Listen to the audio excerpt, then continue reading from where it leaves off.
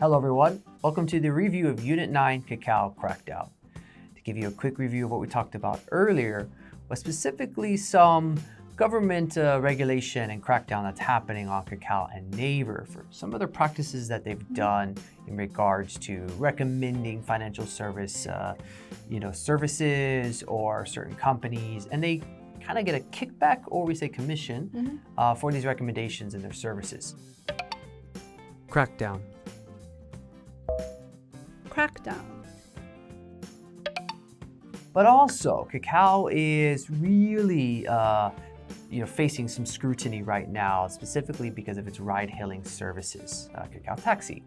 And there's some complaints about how when a taxi driver may find another ride-hailing application more favorable, they recommend it to a passenger who's using Cacao Taxi, and they say that makes these passengers uncomfortable. And Kakao is threatening to blacklist these drivers, to forever ban them from their Cacao hailing service.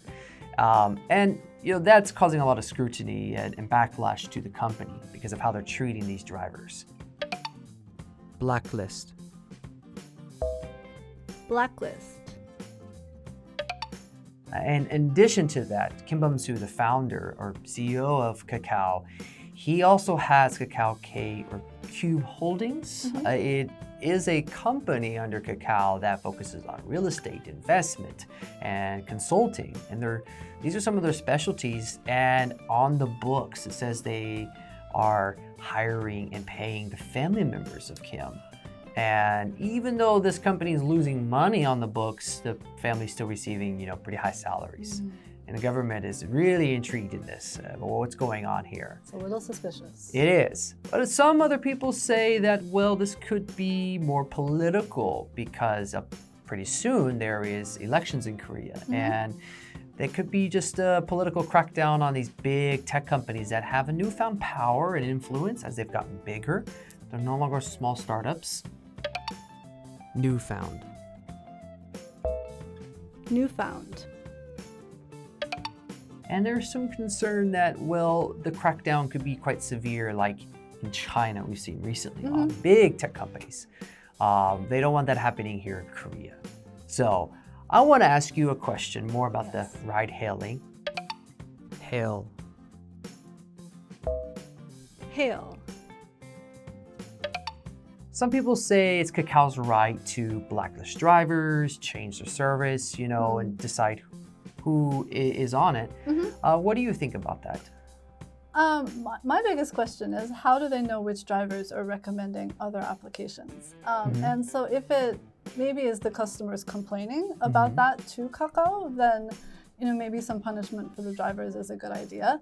But I don't know if they have secret passengers who are monitoring the Kakao drivers and doing something like that, then that it's maybe crossing a line a little bit more. Right. So in general, I would say, it's not, drivers should be free to promote whatever they want, but if there are customers complaining, then, that might be a reasonable reason to punish the drivers in some way. Right. And have you used Cacao Taxi much? I have. It's quite convenient, especially if you're out in the middle of nowhere. Very convenient. And there aren't just taxis passing by, then it's good to be able to call them right to where you are. You don't need to call and give them an address or anything. You can just use your GPS, and no language involved. So especially if there's any kind of language barrier, you say, "Come take here," and they'll come right there. So it's quite convenient in that sense. Yeah, I absolutely agree.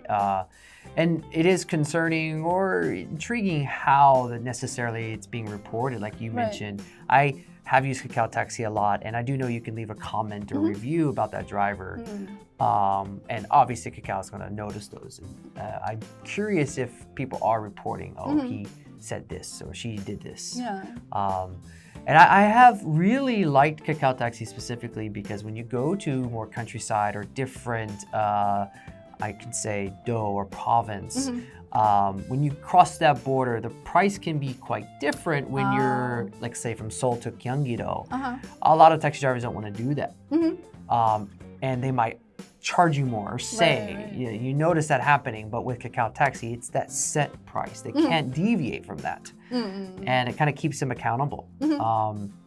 So I've liked that a lot. Yeah, there can be a lot of issues when you're trying to hail a taxi, whether they want to go to the place where you're going or not. Right.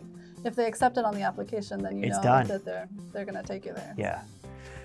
All right. Well, that's it for our review section, and we'll see you on the next one.